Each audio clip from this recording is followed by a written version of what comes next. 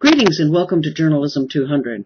I thought I'd put together a bit of a video for you so that I could give you some maybe top 10 tips on how to approach writing your stories for this class. You know, this is kind of the boot camp class for journalism, where we throw you into the midst of everything and have you start doing your out-of-class stories so that you can really learn how to report on the news quickly, efficiently, and accurately. That's going to be the important issue in the class, is making sure that everything is accurate.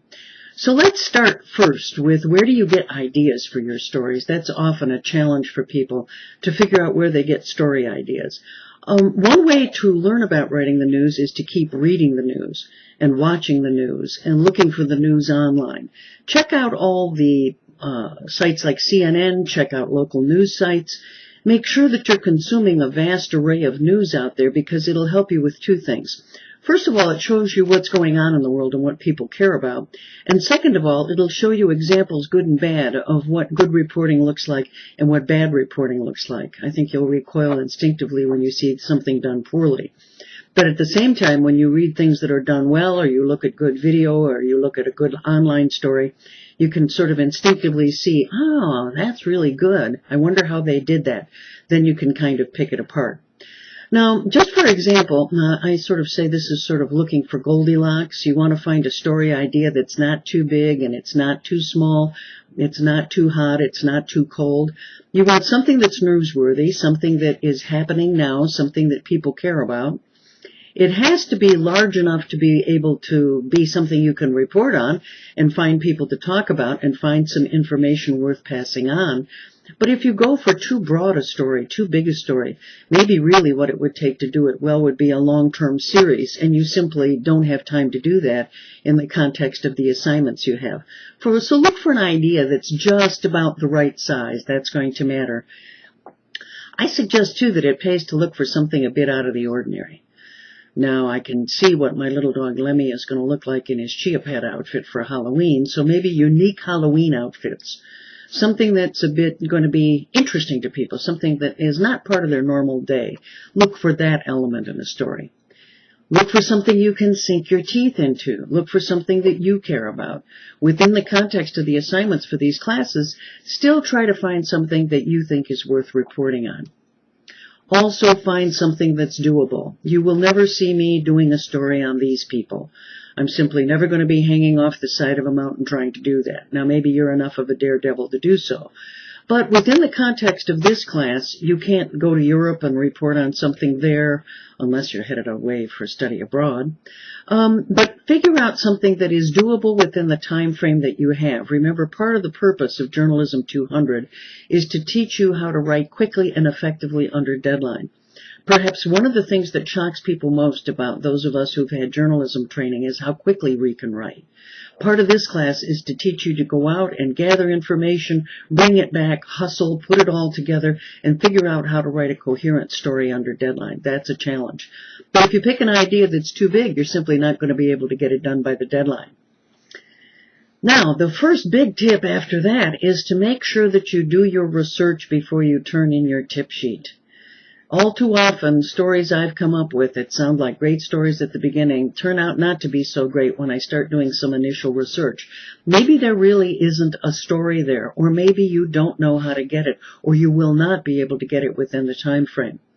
For example, one of the issues that I saw in the news yesterday was that 60% of the people who are walking the street as sex traffickers or in the sex trafficking business were former foster children. Now, that kind of got me wondering.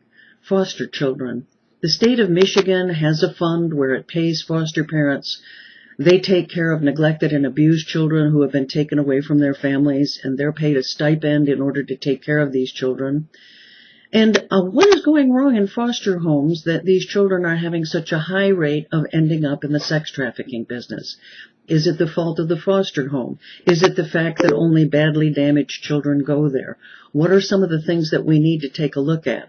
And I thought, well, Mom, it might be a really good thing to go out and interview some young people who are out on the stroll in a community and see whether they came out of foster care, and then maybe find out from them and interview them. But I realized, am I going to be able to find the location of where these people work? Will they trust me? Will they let me do their stories? I'd better find that out before I decide to promise that I'm going to be doing this story on my tip sheet. Because it's going to sound great, and you're going to persuade me that this is this wonderful story you can do, but then you realize that maybe there's been a big crackdown and everybody's working indoors, and you can't find anybody out on the streets, and maybe the police are unable to give you any tips about where to find people in that business. Or you go there and you realize, this is too dangerous, I'm not going to be able to do this. And you realize that it's just simply a great story idea, but one that you can't do right now, or you can't do under deadline. Maybe the person that you really need to speak with is going to be gone on vacation for a month. And without that person in state government giving you those statistics, they tell you that nobody else really has that information. So you need to do your research up front. And of course, where you start with that kind of research typically is to go online. Use search engines like Google. Also try out Dogpile, DuckDuckGo, and other search engines because they might give you somewhat different results. And see if you can gather some statistics or additional information or maybe research studies on your topic. Read other news articles about it. Maybe there was a reporter in Portland, Oregon, who did a great story about foster care out there, and maybe that person found an angle that you would want to think about. So you're looking for local information to support the idea you have, and you're also looking for how other communities and other news organizations have handled this, because maybe they've come up with angles or insights that you need to know about. Part of your challenge is going to be getting stats and getting good stats. That's a huge issue. Most stories are really bolstered. I mean, that was the statistic that intrigued me. If 60% of the kids who are on the street as sex traffickers were foster kids, let's face it, there aren't that many foster kids and children who end up in foster care, so that seems a very high percentage. So start taking a look to see if there are any statistics out there that will help make your story real. Remember, you can't just make an assertion that kids in foster care are more likely to end up in certain kinds of trouble. You need statistics that verify that, or experts who can. You might want to use social media to see if people know information that you need to know about. To begin promoting a hashtag. Maybe it's hashtag foster children, hashtag Lansing. And you put those together in a Twitter feed and see if you can get people on Twitter who might know something about the topic to be able to share information with you through Twitter. Use Facebook. Start developing a following of not just friends and family. You might have to develop a separate persona for this, but develop your reporter persona online through social media and use that for professional purposes. Start doing that now, because as you go through the Journalism 300 and 400 classes, having a handle on how to use social media like Twitter to get insights and information for your stories is going to put you way ahead of the game. The next big issue that you need to think about, especially when you're filling out your tip sheet, is you need to find out whether there are sources for this story, and you need sources with standing. What do I mean by standing? It means people who really know something about the issue, the topic, the trend, the breaking news that you're going to be talking about. It's fun to just stop friends and ask them for their opinions and maybe grab a little video along the way because it's easy and they know you. But it's not a case where a professional news organization will allow you to use family, friends, acquaintances, people you already know. Your challenge is to find classes of people who have information that's essential to your story. Now, these are some of the various categories, and I put them in priority order. These are the ones that you really need at the top. Go for the newsmakers first, the people who are directly involved in the story. Try to get the head of the foster children program here in Lansing, for example, to talk with you. That's the person you really need. You need the newsmakers, the officials. Maybe you also find an expert on campus, somebody in criminal justice or sociology or child development who has been doing research on foster children, and maybe they can give you some deeper insights, and you're going to want to weave their quotes into your story. Then you can find citizens who are affected, private citizens. Maybe you find people who are adults now who were former foster children, and they can look back on what their experiences were and also tell you the differences between then and now if they know. Talk about the families that have had to give up children. Talk about the kids themselves if you can get to them. Talk with current foster families. See if you can find a list of them in the community and interview them and ask them what are the challenges of the students, the young people that come to them. Get all of that kind of information, but it's important to go from the general to the specific and from the professional to the personal. You're going to want to start with the professionals who are involved with the topic. They're critically important to your story, but also go for the personal angle. Try to find somebody who was a foster child. Ask them why it is they think that this statistic stands out so much. What is it about foster care? Can't we save kids? How could we do a better job of saving kids? So that's an important part of your story. Once you've identified your sources and you've got them on your tip sheet and you've given me that contact information about how you're going to be able to reach them, then it's time for you to start preparing some questions before the interview.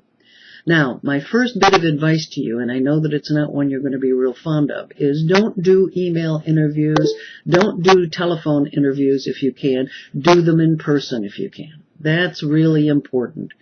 What happens is that if you send an email to somebody and you ask them for information, they can give you nothing back but PR spin. It's very easy for them to do that. They've got a chance to think about the question. They don't react necessarily with immediate honesty. They think about what's going to sound best. They have a chance to polish their language a bit. Maybe they even get somebody else to write it for them. If they're a highly placed official, they'll get their assistant or their aide to write the response. And then you're not really getting an interview with the person you think you're interviewing. You can also tell in a personal interview from body language cues how to direct the interview. Maybe you see an interesting angle that emerges while you're there that you want to pursue because you see the person begin to look nervous and you say, there's something here. I need to dig at this a bit more. You might not be able to see that on a telephone, and you're sure not going to see it in an email. The same thing that doing in-person interviews does for you is gives you a chance to get visuals. You can get a mugshot type portrait of the person. Then try to get them in what I call an environmental shot. Get them doing something that they normally do that shows them in context. Start assembling. Maybe use video for all of your interview. One suggestion from the Washington Post when they were taking established reporters who'd been on the job for 20 or 30 years and try to turn them into online reporters is they knew they weren't going to make them marvelous videographers. And many of them had established an interviewing style that might have been too rambling or unusual for a video interview. But what they'd have the reporters do at the end is whip out a cell phone or a camera that they had with them and say, well, now that I've got a good handle on what it is you're trying to tell me, would you mind if I captured 2 or 3 questions on tape here? Because I'd like to do a video interview with you. Then ask that person summary type questions so that you have a summary of their argument or their information that you can use in a video later. Remember, one of the things with video also is you're going to need some of what's called B-roll. B-roll are the other shots that show other things happening, other visuals that are important to your story that you can use to illustrate, because remember, video is all about showing, not just telling. Think about the formats that you can use for various parts of your story. What part's going to go into text? Remember that you need hot links. If you mention an organization or a website, hot link back to it. It helps everybody with search engines later so that more people see your stories. You're going to need images. What kind of images? What camera can you use? You need video. Maybe you just want audio. Maybe a good podcast type audio track would be best. Graphics, you might want a chart. You might want an illustration of some sort. Maybe a Google map. Maybe you need an embed. Maybe you've got a PDF document from somebody that's just great. And you can go to a site called scribd.com, SCRIBD.com, and they'll let you upload that PDF and they'll give you a code that you can put into your website so people can see the PDF without having to leave your site. Should you have a poll? Should you have a survey? Is there some level of interactivity that would really add to your story? So start thinking about the pieces that you're going to assemble later. Now, you've got some interviews done. You've got a pretty good handle on what you think your story is about. You've captured some of the other peripheral multimedia and interactive pieces that you want to include with your story. Now it's time to get busy with the writing part. That's a sort of 2-phase process here, and we're headed into phase 2. First, you want to write your lead, and I will tell you from past experience that often means writing 20 or 30 variations on the lead before you find the one that is perfect. And sometimes what happens is you get all the way to the end of writing your story and realize it's changed a bit, and you have to go back and change your lead one more time. So write that lead. Again, the recommendation is 25 words or less. Tell me what you're going to tell me, and tell me quickly. If the person isn't famous, don't bother telling me who. Just tell me what kind of person it is. Maybe it's the mayor. Maybe you don't have to give me the full name at this point, but you want to tell me what the news is. So write that draft lead. Never any more than 35 words unless you have some sort of a special alternative dramatic lead. In that case, I'm happy to look at it, but for a stock news story that you're going to be doing, 25 words or less is more than enough to tell me what's coming. Now remember, whatever you promise me, you better deliver. So don't promise me something, then you're going to put in a little bit of information I have to know, but get pretty quickly to the part where you promised me stuff.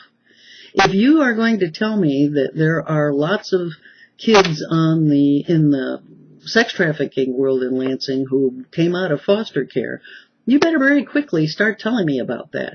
Give me some statistics. Give me some personal stories. Take the information that you have and do an outline. I really recommend that at this stage of your writing career. I may be, 40 years later, able to get away without doing much of an outline, but the virtue of an outline is it also gives you the subheads you need. And you're going to need some subheads in your story to help the reader get their way through that copy. You should have probably 3 to 5 main points you're going to try to make. That makes 3 to 5 subheads. And so identify those main points and then start going through all the material you have and see where it fits under those subheads. Well, where does this quote go? Well, it goes under subhead number 2 over here, and maybe I've got this statistic. That better go up at the top right with it. Maybe it's part of the lead, or maybe it's right after the lead. Take the information you have and start pasting it and positioning it into that outline that you have. Realize also that there may be pieces of the story, and usually they're the emotional ones, that are better told in video than they are in text. Video is very good for emotion. If somebody has been crying during the interview, telling you what they're talking about, don't turn that into quotes on paper.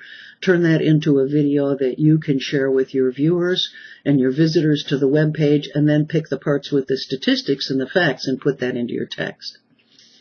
After you write a draft of your story, you have only begun. Now we go into phase 3, which is the rewriting, the revision, and the proofreading and the analysis and the rewriting again. Analyze the flow of your story. Is everything in the right order? Are you really telling a story, or do you just have an assemblage of facts? A story has a beginning, a middle, an end. It comes to some sort of conclusion. It maybe builds to a peak at 2 or 3 places within the story. Then they tell you some more stuff you need to know, and then it goes back and tells you the information again. Look for holes in your story. Look for missing points of view. Are there 2 or 3 more people you have to interview, or your story just won't make sense? Are you getting the full story? That's a real problem. There may be other sides to this story, and boy, you don't want to look foolish later and realize that you've left out something critically important. Are you being fair? Are you being fair to the people that you're interviewing? Are you being fair to the story? Are you letting your personal opinions or biases creep in? And that's critically important. You're really not here to editorialize. You're trying to tell the information to your readers that other people are telling you, not what you think. Remember to use the person said. Maybe they explained, maybe they asserted, maybe they laughed, maybe they joked, but we don't say that in a straight news story. We say, so-and-so said this, so-and-so said that. You can't really tell me that, Bill believed this. I don't know if Bill believed that. Maybe Bill was lying. You can't say that Bill saw that. Maybe Bill didn't really see that. Maybe he had it wrong. All you can do is tell me that Bill said he saw this. Bill said he believes this. Make sure that you put that said part in there. At the end of writing that initial draft, the first thing that you need to do is see, are you missing some people?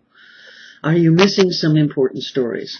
One other thing that can happen, and this is kind of exciting, is maybe you thought you were writing that story about Goldilocks and the 3 bears, and you found out, oops, it's actually about Little Red Riding Hood meeting the wolf on the way to the cabin.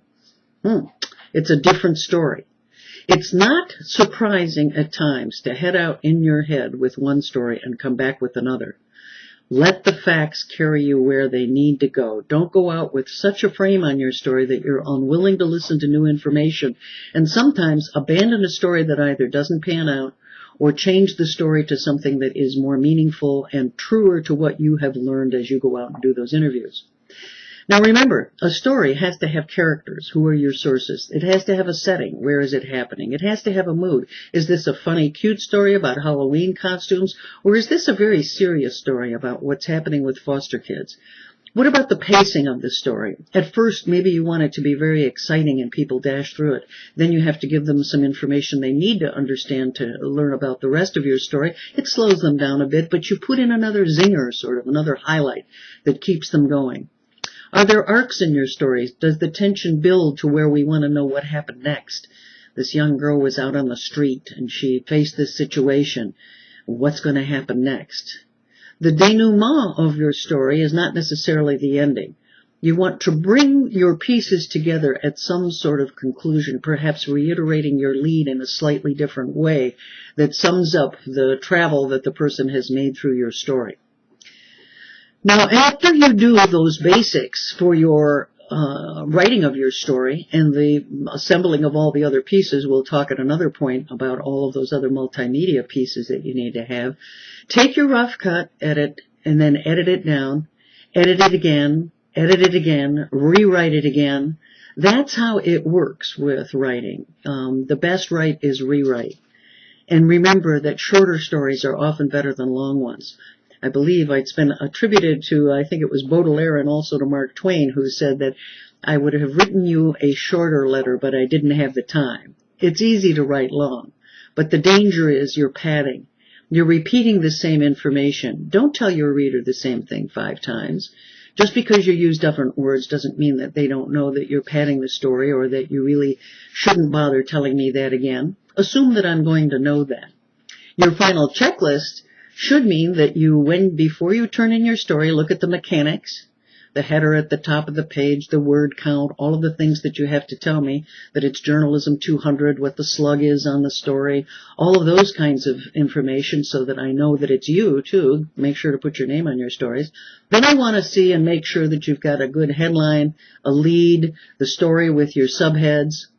Read it again one more time, and then read it again for AP style. Don't use that serial comma before and in a series of 3 or more. Aha, biggie. Figure out if you're saying October is the month for Halloween, do you write that out or do you use the abbreviation? What does AP style says? Oh, AP style says use oct period if it's a date. Write it out if there's no date. You need to know these things, and they'll become second nature as you go through Journalism 200 and 300. But now is your time to nail these things. If you have any doubt, look it up in the AP style book. I kind of apologize for it not being cross-referenced sometimes as well as I think it could be, but search online. So use the online version of the AP style book. It's cheaper and it's an easier way to find what you need sometimes. Check your grammar. Give it to somebody else who's really good at grammar. Ask them to find some of the errors and explain to you what it is you're doing wrong. A lot of problems with possessives crop up. Is it IT''S or is it ITS? Make sure you know the rules. Check your facts. I hate to say it, but I have a lot of stories where they come in and the facts are wrong.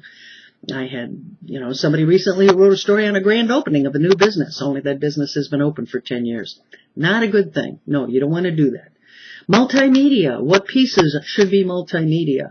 We know that research confirms that pages that have a good image on them get 94% more page views than those that have text only. As long as you're out there interviewing these people, you're out in the community talking to people, get some good images. Interactivity. Is this a good place for a poll? Should you have some hot links here? Every time you mention an organization, find their website, make that a hot link. Do those kinds of things and your stories will dramatically improve. Remember also to ask other people to read your story and give you feedback. They can tell you if it makes sense. They can tell you if there are holes. They can tell you the places that they stumble over. And I can guarantee if you stumble over it when you're reading it, they're going to stumble over it. Your readers are going to stumble over it. And I'm going to stumble over it and your grade's going to go down. So you don't want to do that. Always be specific. Use precisely the word you want. Use action verbs. Tell me exactly what happened at the meeting. Don't just say they discussed things. What did they decide? Did they pass something? Did they vote it down? Did they veto it? Tell me exactly what happened. So be as specific as you can be, and you will be in good shape. After you do your editing, do your proofreading, your final proofreading, you'd be surprised how many times you find 2 or 3 little things you'd change, or 2 or 3 small errors. And those accumulate. Those are the difference. When somebody is going to hire you later, they're probably going to ask you to write something under deadline for them where you won't have many opportunities to get others to take a look before you turn it in.